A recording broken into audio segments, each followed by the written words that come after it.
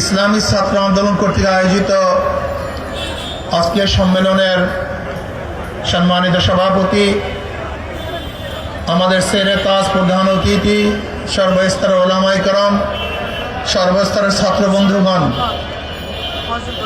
আমরা পরিবর্তন চাই। সমস্ত ছাত্ররা পরিবর্তন চায়, এই জাতি পরিবর্তন চায়, বৈষম্য দূর করতে চায়, চাঁদাবাজি মুক্ত এক দেশ তার উপহার দিতে চায়।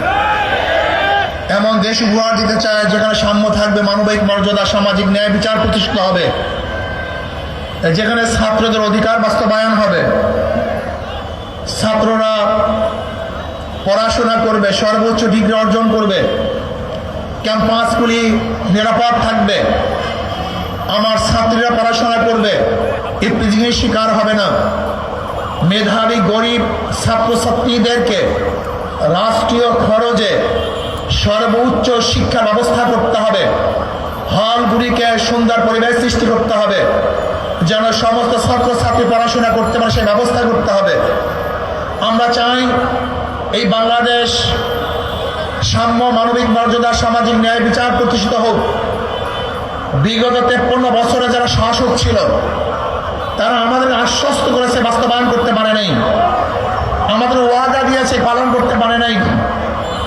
ওয়াদা দিয়ে বারবার ধোঁকা দিয়েছে।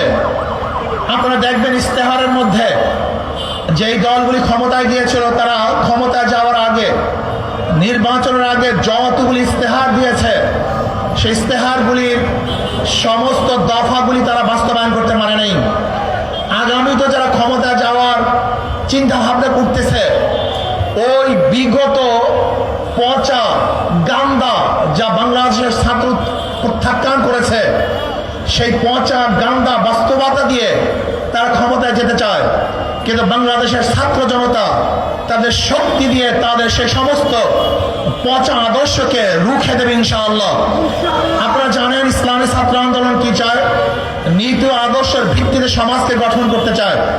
সাহাবাদের অনুসরণে তারা জীবন করতে চায়। তারা কি চায়?